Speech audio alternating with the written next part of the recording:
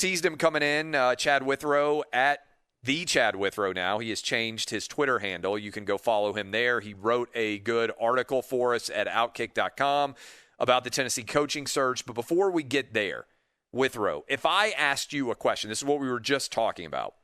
If I asked you what Bill Belichick's record is as a head coach in the NFL without Tom Brady, what would you guess that his record is?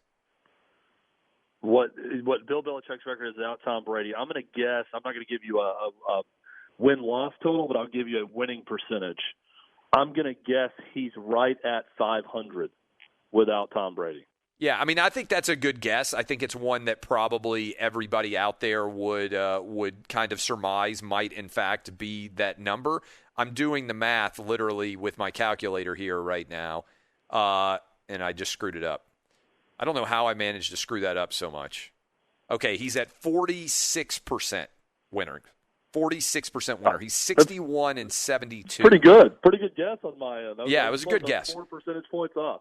Yeah, so 61 and 72 all time in the NFL without Tom Brady. So I started off the second hour of the program here saying that one of the great debates for the last 20 years in sports, right, as long as the Patriot dynasty had developed, was who is more responsible for the Patriot dynasty, Belichick or Brady? Do you think what has happened this year has effectively ended that debate for now? It's possible that Belichick's going to coach for another 10 years, and maybe he starts to get on another incredible run. I think Belichick's around 70 years old, if I'm not mistaken, and maybe he's going to have a tremendous amount of success going forward.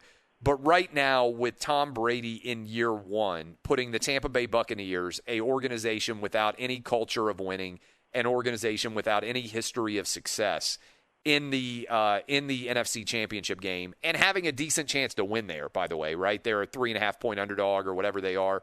Does that kind of end that argument for now? I think it definitely ends it for now, but I would leave open the possibility that if Bill Belichick finds a quarterback and wins the Super Bowl again, then we could revisit this, let's say 5 years from now. Because I think Tom Brady and Tampa Bay, they're going to lose at Lambeau this weekend. If Belichick's able to replicate the Patriots, not dynasty, but get another championship-level Patriots team with a different quarterback, I may be saying something different. But it's tough to argue with Tom Brady right now, who goes to Tampa. And like you said, this is a franchise under Jameis Winston who couldn't get out of its own way. And immediately, I mean, you knew they had good young receivers on the roster. They had a good young defense. You knew there was some potential there, but Tom Brady comes in year one, and look at this. They're in the Final Four of the NFL, and it's in large part because of Tom Brady. We talked for a long time about whether Brady would be able to play at the age of 45. I now starting to wonder, can he play at 48 or 49? Because he doesn't look like he's aging. And if you watch the way he was whipping the football around in the field down in New Orleans, I mean, I know Brees is a couple of years younger, but it looked like Brees was like a decade older than Brady. It's amazing. The side-by-side shot of George Blanda and Tom Brady. Yes, their pictures. I don't know if you saw that, but both at 43 and years the Washington, old. the Washington game, George Blanda looked like your dad when you were in high school on his worst day. Yeah. Right? Just age-wise. And then Tom Brady, looked like he's bathed in HGH since about 25 years old, the way he looked, just a specimen. Was amazing to me. And it makes me think, Clay, I'm with you, that let's start talking about 50. And this I mean, I don't think that's crazy. Tom Brady even wrote that. He thinks, let's test the limits of what I can do at this position with the way he eats and everything that he does and his training regimen and everything else. Can he play at a relatively high level until he's 50? It sounds insane. But when you see the level he's playing at right now, it's not. And you're right. It was kind of sad watching Drew Brees, knowing with those shoulder injuries and everything else, he was just over. He was almost shot-putting the ball for a large portion of that game. And you knew that he was at the very end of his career. I definitely don't feel that way about Tom Brady. How great was the postgame with Brees out on the field? You've got 2 daughters. I've got 3 boys. His wife's out there, like the kids are running around on the field. It was as if Drew Brees just didn't want the night to end, right?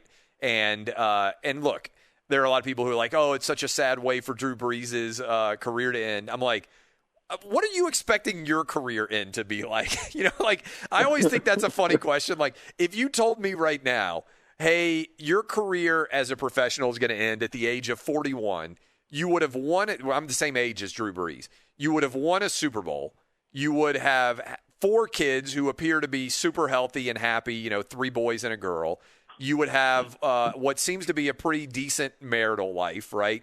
You would be Drew Brees is arguably the greatest of our lives pro athlete connected with a city in terms of the positive impact that he had there in the wake of Hurricane Katrina, right? I mean, there are other guys, Jordan in Chicago, Brady, to be honest, in New England, maybe Peyton Manning to a certain extent in Indianapolis, who have a tremendous connection with their city. That is, when you think of the city, Montana back in the day with San Francisco, you immediately think of that athlete, right? But in terms of direct impact, I'm not sure that the Saints are in New Orleans if Drew Brees isn't there. And you roll all that together, and I'm like, how do you think your career is going to end? I don't know when my radio career is going to end, but I bet it's nowhere near as good as Drew Brees' Saints career ended, right? He didn't get the jumper, the touchdown pass to end the Super Bowl career like Peyton Manning did, or to go off with 2 straight Super Bowl wins like John Elway, or I pretend the Wizards' years don't exist for Jordan, the drain jumper over Brian Russell to win the 6th title. That's pretty rare. I got to say, Drew Brees seems like he's in a pretty good spot for his career to come to a close. Yeah, he had Joe Buck calling the game, so he didn't have the Michael Jordan, Bob Costas moment where the famous line was, if this is the last image of Jordan, how magnificent is it when they're showing the replay of his shot on Russell in the Jazz. So he didn't quite have that moment. But I'm with you, Clay. If whatever the equivalent in my career is ending in the Superdome in the NFC divisional playoffs as an old quarterback and having the career that Drew Brees had, I'll sign up right now. That's a pretty good ending for a career, regardless of how you look at it. And I love the moment with him and Brady, with his family out in the field. Brady looking back and saying, hey, be nice to your sister. To the little kid he threw the touchdown to, was really, really cool. And it just shows, that there is, it sounds corny, but there's such a fraternity amongst those guys. And when I'm talking about those guys, we have lived and we have watched the greatest era of quarterbacks in football history.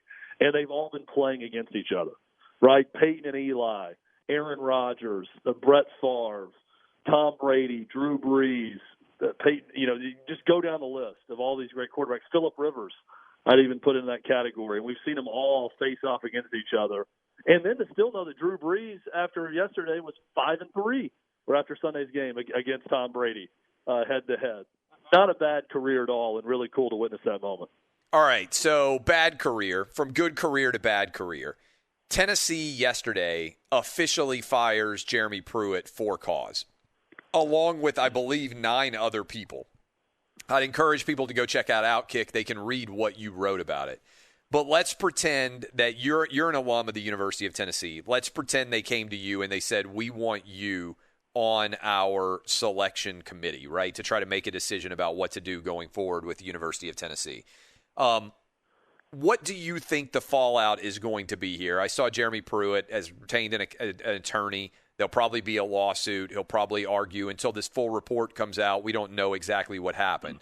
But let me start here. Do you think that Tennessee fires Jeremy Pruitt if he is 8-2 this year? Would they have even ever begun an internal investigation into anything improper if he is winning at a high level? I think from just what I know, Clay, about the investigation and what it involves, there probably would have been some form of investigation, but it would have been handled how Georgia handled their internal investigation. Yeah. Keep in mind, the player that's been talked about the most that was definitely investigated is Amarius Mims, 5-star offensive tackle who wound up at Georgia, which forced Georgia to do an investigation, which was completely open and shut. And we haven't heard anything about that. Well, that's because Kirby Smart's won a lot. Right. And I'm not saying that I know that Georgia did anything wrong, but it is funny how those things kind of work out when Tennessee didn't even get the kid that they've been alleged to have committed violations to try to attain. I think there's an investigation. I do think part of this was oh, now this is a convenient way to try to get rid of Jeremy Pruitt.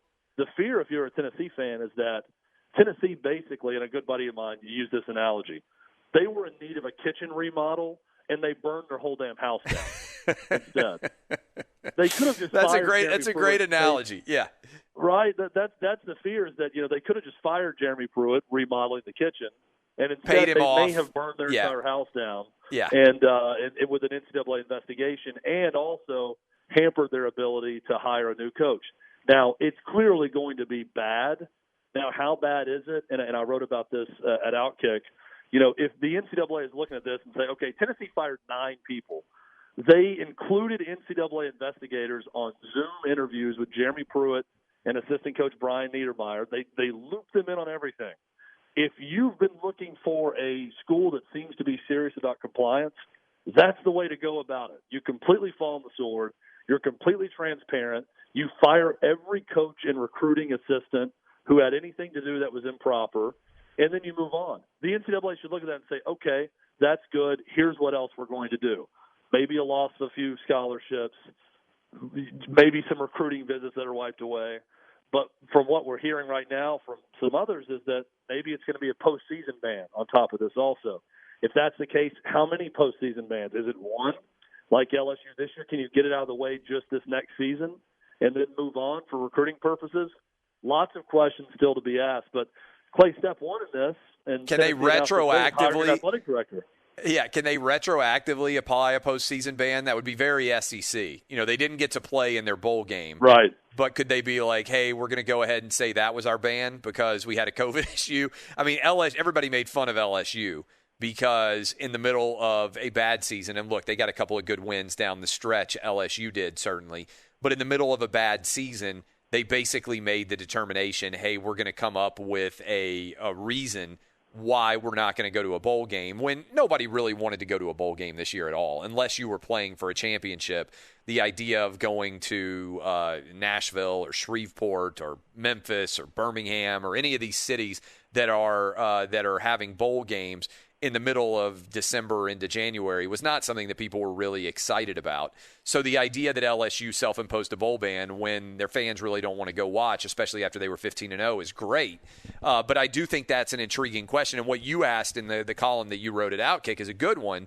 Like, LSU basically decided we're going to do whatever we can to keep Will Wade as our head basketball coach, right? That's despite the fact that there's pretty ample evidence that he violated NCAA rules on a pretty egregious level.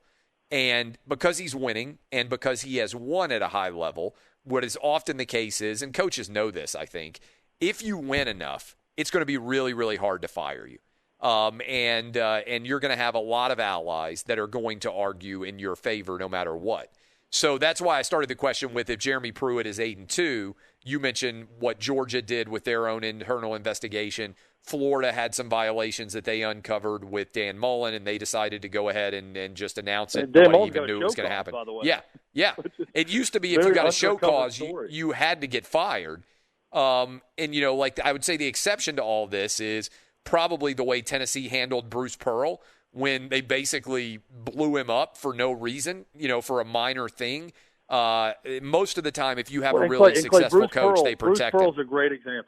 Bruce Pearl's a great example. Okay? And Tennessee has a history of doing this. Say what you want about Tennessee. Certainly, and I wrote about it in the column, they're no saint. But they've always taken this approach of, we're going to give the NCAA everything.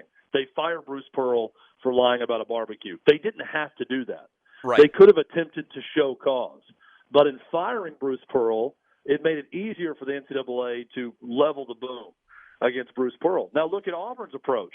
Bruce Pearl is involved in an FBI investigation, at least his staff was, right? Yep. Auburn has self-imposed a postseason ban this year. Auburn stood by Bruce Pearl. Yep. Auburn was not going to fire. And Will Wade is the extreme example of, as I call it, the middle finger approach. Screw you, you don't have a lot of power anymore, is what some programs are telling the NCAA. Tennessee's the exact opposite. So if that's not going to benefit you by firing everyone and including the NCAA, then what's the point? I mean, you're almost encouraging everyone to just deny, right? And to hold on to coaches that you know are breaking the rules at that point, because by following the rules, or at least being transparent and including the NCAA, it's giving you no benefit. So I do think this is going to be an interesting case study to see how the NCAA handles Tennessee with whatever violations were committed there, because they've been a lot more on we're going to go after the coaches and not the program or the players when they commit violations. Well, Tennessee just fired 9 people with cause and cost them their buyouts in doing so. So will the NCAA look favorably upon that? That's a big question to come out of this whole investigation. I don't think there's any doubt. Let's pretend that you, as a Tennessee alum, are allowed to make the hire. Based on what you know right now, who would your hire be? Gus Malzahn. I think Gus Malzahn, Tom Herman, they both fall into this. Tom Herman, by the way, is 71% winning percentage. I think 5-0 at bowls. Wasn't terrible at Texas. Was disappointing for sure, but wasn't terrible. But if you're looking for someone that's got a track record, that's been at big programs, that knows how to recruit to big programs, that can stabilize, I think those are 2 head coaches that could do so and do so immediately. I think there's a group of guys out there also you could take a swing on that could be great. Jamie Chadwell at Coastal Carolina is one of those that I believe would take the job in a heartbeat. But if I really had to name someone right now, Clay, that I think is attainable, that they could hire, that just makes a ton of sense, it's Gus Malzahn. Now, the problem with that is their interim head coach is Kevin Steele, who may or may not have tried to have a coup against Gus Malzahn while at Auburn. That could be a problem. So then you think about the balance of it. Boy, Tom Herman then would make a lot of sense, right? He could come in, run the offense. Kevin Steele could stay on and be defensive coordinator. Then suddenly you've got a good offensive head coach. You've got a great defensive coordinator in college football in Kevin Steele, and you may be able to right the ship a little bit quicker if you're Tennessee, if you could pull off something like that. How riveting of a soap opera is SEC football? It's amazing. It's nonstop. And I mean, just through the lens of Tennessee, really since just think of the full circle here. Philip Fulmer is fired in 2008. Clay, you wrote a book about that season and followed the team. And now fast forward to 2021, 4 years after Philip Fulmer, 3 years after Philip Fulmer made a triumphant return as athletic director. Yeah. And he unseated John Curry. Philip Fulmer is forced to retire. Yes. And don't give me this old legend deciding to retire today. Like, we're smarter than that. He was forced to retire because of everything that happened. They were not going to allow Philip Fulmer to hire another football coach after Jeremy Pruitt. Isn't that like the fitting conclusion? At the time, everyone thought, well, that's the fitting conclusion to this tragedy that is Tennessee football. Philip Fulmer comes back in the end, AD, he rights the ship. No, the fitting conclusion is Philip Fulmer gets fired in 2008 and then is forced to retire in 2021 as athletic director. Maybe this now is the official turning the page for Tennessee football. Who knows anymore? Because I thought if anybody could figure out Tennessee football and right the ship, it was Philip Fulmer, and that did not happen. Chad Withrow, we will hopefully talk to you next week. You can go follow Chad Withrow at the Chad Withrow on Twitter. I'll tweet him out later today. Good stuff as always.